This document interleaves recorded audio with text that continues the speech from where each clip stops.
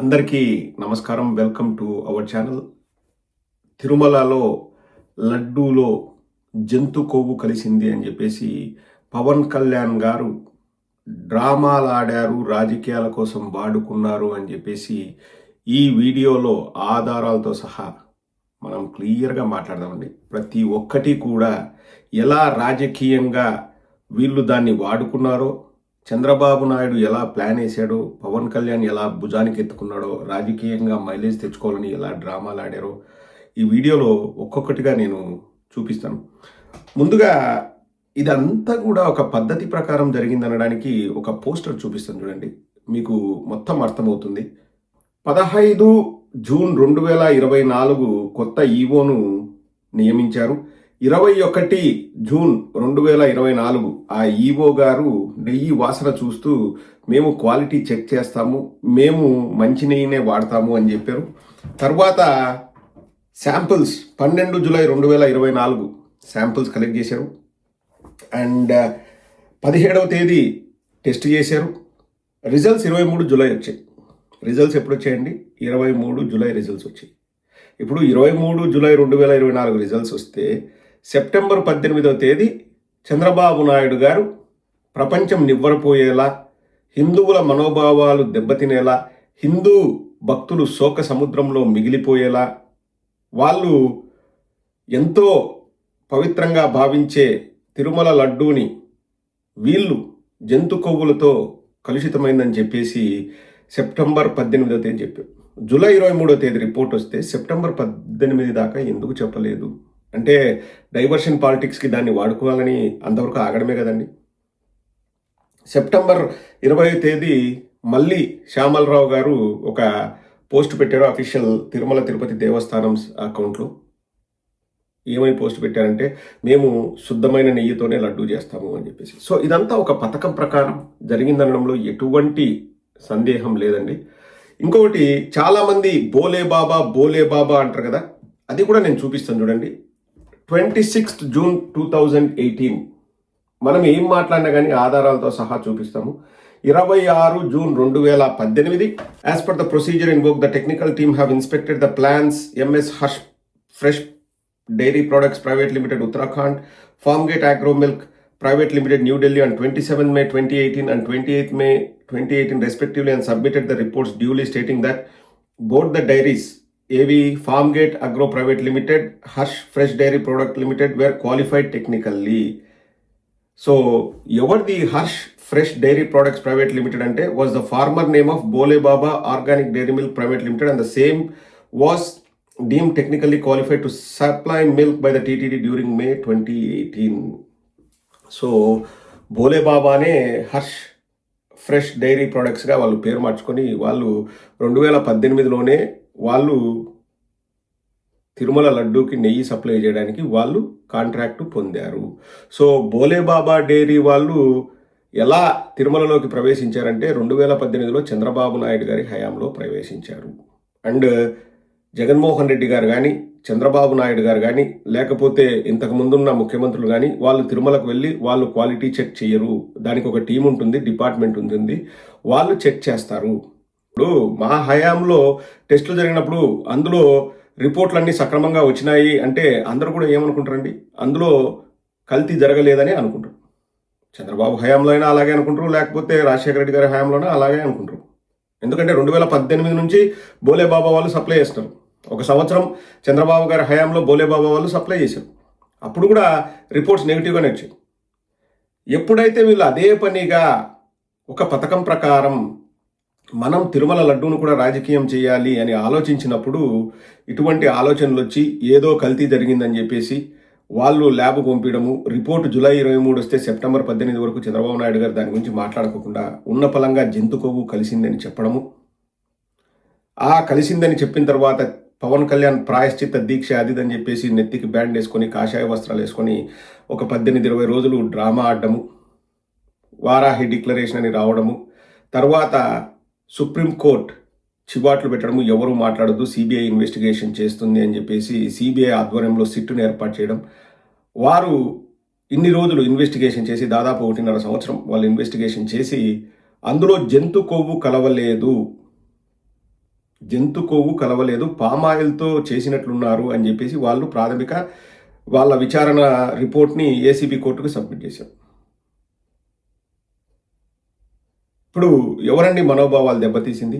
ఇంకొక ఫోటో కూడా చూపిస్తాను చూడండి. అంటే ఒక విషయాన్ని ఎలా రాజకీయాలకు వాడుకొని ప్రజల్లోకి ఎలా విషబీజాలు నాటాలి అని ఆలోచిస్తూ వాళ్ళు చేసిన ప్రయత్నంలో ఒక చిన్న ఉదాహరణ అండి.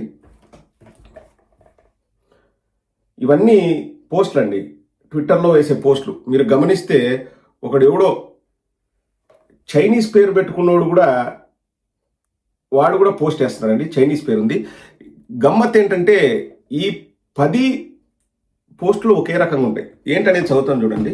సిన్స్ 2-3 years అమ్మ used to fall sick if she tasted Tirupati laddu and used to tell us not to eat too much of it. So 2-3 సంవత్సరాలుగా మా అమ్మ జబ్బు చేసేది తిరుపతి లడ్డూని తినడం కూడా కాదు, టేస్ట్ చేస్తేనే ఆమెకు జబ్బు చేసేదంట. అండ్ వాళ్ళ ఇంట్లో వాళ్ళందరికీ చెప్పేదంటే not to eat too much of it. We put it on her general paranoia as she had 100 complaints about hygiene everywhere. అంటే ఆమెకు ఏదైనా ఓసిడి ఉందేమో, అన్ని చోట్ల కంప్లైంట్ ఇస్తుంది కదా, ఇలానే దీని గురించి కూడా కంప్లైంట్ ఇచ్చిందేమో అని ఆ రోజు అనుకున్నాడంట వాడు. Now I feel a part of her sensed something terribly wrong with the laddu. So ఇప్పుడు తెలుస్తుంది లడ్డులో ఏదో సమస్య ఉందని చెప్పేసి. సెప్టెంబర్ 14, సెప్టెంబర్ 20 ఆ 2 రోజుల్లోనే ఆ మెసేజ్లన్నీ వచ్చాయి. ఇక్కడ గమ్మత్ ఏంటంటే ఇప్పుడు ఇండియా గెలిచింది అనేది అందరూ రాసుకోవచ్చండి. ఇప్పుడు వరల్డ్ కప్ ఇండియా గెలిచింది అనుకో, లేకపోతే ఒక మ్యాచ్ గెలిచింది అనుకోండి, అందరూ ఇండియా గెలిచిందని రావచ్చు, అదే పోస్ట్ పెట్టచ్చు. ఎందుకంటే ఇండియా అనేది గెలిచింది, అందరికీ గెలుపే. కానీ ఒకరి తల్లి జబ్బు చేస్తే ఎవడో సాయి స్వరూప అయ్యర్ అనే ఆవిడో అతనో తెలీదు, వాళ్ళ ఇంట్లో వాళ్ళ తల్లి జబ్బు చేస్తే అదే పోస్టు వివిధ అకౌంట్లలో రావడం అంటే అందరి తల్లులకి అలాగే లడ్డు తిన్నప్పుడు జబ్బు చేసిందా, అందరి తల్లులకి వాళ్లకు ఓసిడి ఉందా, అందరికీ ఆ రోజు అనుమానం రాలేదు కానీ ఈరోజు వచ్చిందే. అంటే ఇది మచ్చుతురకండి. ఇటువంటివి కోకొల్లలుగా దేశవ్యాప్త చర్చ జరగాలి అంటే దేశవ్యాప్తంగా లేనిది రుద్ది మనోభావాలు దెబ్బతీయాలి, జంతుకోవు కలిసిందని చెప్పాలని చెప్పేసి ఎంత నాయాగి చేశారండి. ఒక అమ్మకు అలా అనిపిస్తే అర్థం చేసుకోవచ్చండి. 10 మంది తల్లులకు అలాగే అనిపించి ఆ 10 మంది తల్లి బిడ్డలకు యాజ్ ఇట్ ఈస్గా రాయాలనిపించిందంటండి. ప్రతి ఒక్కరు అదే డైలాగే. సిన్స్ 2-3 years అమ్మ used to fall sick if she tasted Tirupati laddu. Same to same అందరి తల్లులకు ఒకే జబ్బు, ఒకే రకమైన ఓసిడి, వీళ్ళ కొడుకులందరికీ ఒకే రకమైన రాతలు వస్తాయండి. ఇది ప్రపంచంలో ఎక్కడ జరగదు, డబ్బులు ఇచ్చి చేయిస్తే తప్ప. ఇవన్నీ కూడా కాదండి, పవన్ కళ్యాణ్ గారు ఎప్పుడైతే సిట్ ఇన్వెస్టిగేషన్ రిపోర్ట్ బయటకు వచ్చేసి జంతు కొవ్వు కలవలేదు అని రిపోర్ట్ వచ్చిన వెంటనే నిజమైన హిందూ ధర్మ పరిరక్షకుడు, నిజమైన హిందువుల భక్తుల మనోభావాలను గౌరవించేవాడైతే బయటికి వచ్చేసి వెంటనే ప్రెస్ మీట్ పెట్టి హమ్మయ్య జంతు కొవ్వు కలవలేదంట, నాకు చాలా సంతోషంగా ఉంది, కల్తీ చేసిన వాళ్ళని పట్టుకోండి, వాళ్ళని శిక్షించండి. ఇక్కడ జంతు కొవ్వు అనేది చాలామంది భక్తులు, నాన్ వెజ్ తినని భక్తుల మనోభావాల్ని దెబ్బతీశాయి, అది లేదంట, హమ్మయ్య మనం అందరం హిందువులం ఊపిరి పీల్చుకోవచ్చు, హిందువులం అందరం సంతోషంగా ఉండొచ్చు, నన్ను క్షమించండి, నేను ఆ రోజు తప్పుగా మాట్లాడాను, అసలు నేను మాట్లాడింది చాలా పెద్ద తప్పు, ఎందుకంటే 1,00,000 లడ్డూలు అయోధ్యకు పంపించిన వాటిలో కూడా బీఫ్, పోర్క్, ఫిష్ ఆయిల్ ఇవన్నీ ఉన్నాయని నేను మాట్లాడాను, అది మాట్లాడకుండా ఉండాల్సింది. రామజన్మ అయోధ్య రామ మందిరం కోసం దానికి కూడా వీళ్ళు 1,00,000 లడ్డు 1,00,000 లడ్లు ఇలా బీఫ్ తోటి, పిగ్ ఫ్యాట్ తోటి, ఫిష్ ఆయిల్ తోటి కలిపిన లడ్డు 1,00,000 లడ్లు కొన్ని శతాబ్దాలుగా అయోధ్య రామ మందిరం కావాలి, చాలా ప్రతిష్టాత్మకంగా తీసుకుంటే దానికి కూడా తిరుపతి లడ్లు, టీటీడీ లడ్లు.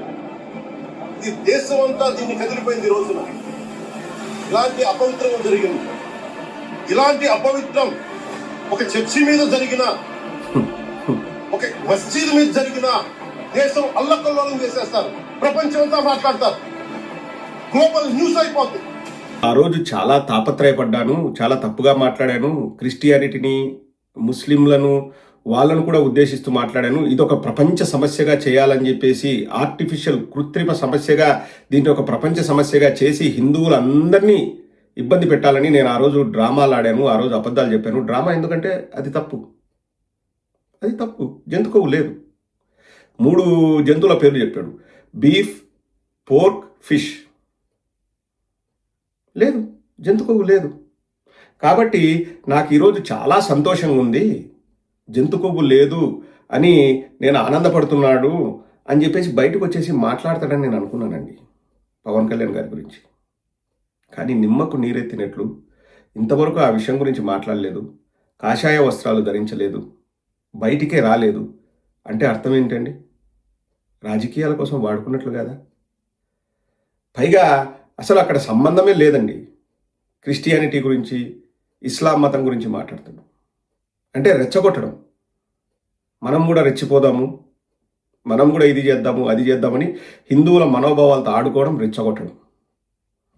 ఎంతటి నీచత్వం అండి. నాకు ఈ సందర్భంగా నాకు బాగా గుర్తున్న ఒక సినిమా డైలాగ్ చెప్తానండి. ఒక సినిమాలో, ఆ సినిమా పేరు ఆ నలుగురు. రాజేంద్ర ప్రసాద్ దగ్గరికి ఆయన గుడిలో వాళ్ళ కుటుంబ సభ్యులతో దేవుడి దర్శనానికి వెళ్తే ఒక అతను వచ్చేసి, నా కూతురికి బాగలేదు, ఇబ్బందుల్లో ఉంది, ఆరోగ్యం బాగలేదు, సంథింగ్ ఇట్లా ఏడుస్తూ జాలి చూపిస్తూ డబ్బులు అడిగితే రాజేంద్ర ప్రసాద్ డబ్బులు తీసిస్తాడు. తర్వాత కొద్దిసేపటికే వాడు ఎగురుకుంటా ఏదో వెళ్ళిపోతాడు, ఎవరు ఆ డబ్బులు అడిగినాడు. సో అతను రాజేంద్ర ప్రసాద్ గారి దగ్గరికి వచ్చేసి డ్రామా ఆడాడని తెలిసిపోద్ది. వాళ్ళ కుటుంబ సభ్యులు వచ్చి అడుగుతారు, కాదండి ఇట్లా డబ్బులు ఇచ్చేసి మీరు ఫూల్ అవుతున్నారు, మీకు సిగ్గుగా అనిపించట్లేదా? వాడు అడిగినంత మాత్రాన వెనక ముందు చూసుకోకుండా ఇస్తారా అంటే రాజేంద్ర ప్రసాద్ ఏమంటాడంటే, నాకు చాలా సంతోషంగా ఉంది, పోనీలేవే డబ్బులు పోతే పోయాయి, అతని కూతురికి ఏం జబ్బు లేదు కదా, అతని కూతురు బాగానే ఉన్నట్లే కదా, అది నాకు సంతోషంలే అంటాడు. So that's a heart touching scene అండి. అంటే ఇక్కడ రాజేంద్ర ప్రసాద్ ఏం ఆలోచించాడు? ఆ అమ్మాయి ఆరోగ్యం బాగలేదని డబ్బులు ఇచ్చాడు. వాడు ఆ డబ్బు తీసుకొని వాళ్ళ కూతురికి బాగున్న అబద్ధం చెప్పాడంటే రాజేంద్ర ప్రసాద్ దానికి కోపం రావడం కంటే కూడా ఆ చిన్న పాపకు బాగుంది కదా అని ఆనందపడతాడు. పవన్ కళ్యాణ్ చేయాల్సింది అదే కదండి. సరే, ఆ రోజు నేను ఏదో అనుకున్నాను, నేను ఏదో చేయాలనుకున్నాను. నిజమైన సనాతన ధర్మ పరిరక్షకుడైతే పవన్ కళ్యాణ్ ఏం చేయాలి? సరే అబ్బా, అయిపోయింది, నన్ను క్షమించండి, నేను పొరపాటున చెప్పాను, అక్కడ జంతు కొవ్వు లేదంట, మనం అందరం సంతోషంగా ఉండాలని వెంటనే బయటకు వచ్చేసి, నిజమైన హిందూ ధర్మ పరిరక్షకుడైతే, నిజమైన హిందూ అయితే బయటకు వచ్చేసి ఆనందం వ్యక్తం చేయాలనా? ఎందుకంటే వాళ్ళ ప్రభుత్వం అంటే పైన మోదీ గారు ఉన్నారు, కింద వీళ్ళ ప్రభుత్వం ఉంది. వాళ్ళ ప్రభుత్వం ఏర్పాటు చేసిన సిబిఐ ఇన్వెస్టిగేషన్ టీమే కదండి తేల్చి చెప్పింది. అసలు ఆనందపడి ఆనందంతో ఇప్పుడు బయటికి వచ్చేసి అన్ని దేవుళ్ళ దర్శనాలు చేసుకొని ప్రదక్షిణలు చేసి మెట్లు గడిగి ఇప్పుడు ఆనందం సంతోషం వ్యక్తం చేయాలి కదండి పవన్ కళ్యాణ్ గారు. జంతు కొవ్వు లేదు అని బయటికి రాలేదు చూడండి. అంటే నేను ఆడిన రాజకీయ డ్రామా ఇట్లా బెడిసి కొట్టిందా, నేను ఆడిన రాజకీయ డ్రామా ఇలా ఫెయిల్ అయిందా అని చెప్పేసి పవన్ కళ్యాణ్ గారు నిమ్మకు నీరెత్తినట్టున్నారండి. ఇంతకంటే ఆధారం అవసరం లేదు. పవన్ కళ్యాణ్ గారు రాజకీయం కోసం నా హిందూ మతాన్ని వాడుకున్నారు అని. నా హిందూ మతాన్ని నాకు బాధేస్తుందండి. ఎవరు కూడా రాజకీయాల్లో మతాలను వాడుకోకూడదు. అప్పుడు ఒక స్టేట్మెంట్ ఇచ్చాడు అక్బరుద్దీన్ ఓవైసీ, మీరు 100 కోట్ల మంది ఉన్నారు కదా, మేము 25 కోట్ల మంది ఉన్నాం, ఒకసారి పోలీసులు పక్కకి వెళ్ళమండి, మీ ప్రతాపం మా ప్రతాపం చూసుకుందామంటే భారతదేశం మొత్తం దుమ్మెత్తిపోసింది అక్బరుద్దీన్ ఓవైసీని. అది చాలా నీచమైన మాటలు అవి. నువ్వు ఇక్కడ మతం పేరుతో డ్రామాలు ఆడొద్దు అని చెప్పేసి మొత్తం ముస్లింలు, హిందువులు అందరూ కూడా ఏకపరిచారు. నేను ఎప్పుడు కూడా ఐ నెవర్ ఎంకరేజ్ అండి మతం పేరుతో, కులం పేరుతో రాజకీయాలు అన్నవి. అది మూర్ఖత్వానికి పరాకాష్ట. I never agree with what people say. కానీ పవన్ కళ్యాణ్ ఎంతటి ఘోరమైన డ్రామా ఆడాడండి, ఎంతటి ఘోరమైన డ్రామా. ఒక్కసారి మీరు ఆలోచన చేయండి. ఈరోజు పవన్ కళ్యాణ్ బయటికి రాకపోవడం నాకు ఇంకా ఎక్కువ ఆశ్చర్యం కలిగిస్తుందండి. బయటికి వచ్చేసి ఎంతో ఆనందంగా, ఎంతో సంతోషంగా, హమ్మయ్య జంతు కొవ్వు కలవలేదంట అని చెప్పేసి మాట్లాడింటే ఎంతో హుందాగా ఉండేది. ఇక్కడ ఇంకొక గమ్మత్తైన విషయం కూడా చెప్పి ముగిస్తానండి. సిట్టు వాళ్ళు ఇచ్చిన రిపోర్ట్లో ఏ ఒక్క వైఎస్ఆర్ కాంగ్రెస్ పార్టీ వాళ్ళ పేర్లు కూడా లేవు. వాళ్ళు రెడీ చేసిన ఛార్జ్ షీట్లో అక్కడ ఎవరో పనిచేసిన టీటీడీ ఉద్యోగుల్ని ఉత్పత్తి చేసిన వాళ్ళపైనే కేసు తప్పితే ఒక్క వైఎస్ఆర్ కాంగ్రెస్ పార్టీ నాయకుడి పైన కూడా వాళ్ళు ఛార్జ్ షీట్లో వాళ్ళ పేర్లే నమోదు చేయలేదండి. భూమన కరుణాకర్ రెడ్డి గారి పేరు కానీ లేకపోతే వైవి సుబ్బారెడ్డి గారి పేరు కానీ ఎవరి పేరు లేదు ఛార్జ్ షీట్లో. అంటే వైఎస్ఆర్ కాంగ్రెస్ పార్టీకి దీనికి సంబంధమే లేదు. పవన్ కళ్యాణ్ బయటకు వచ్చి సంతోషం వ్యక్తం చేయాలన్నా మన్ను తిన్న పాములాగా ఇంట్లో కూర్చొని బాధపడాలా? మీరే కామెంట్ సెక్షన్లో రాయండి.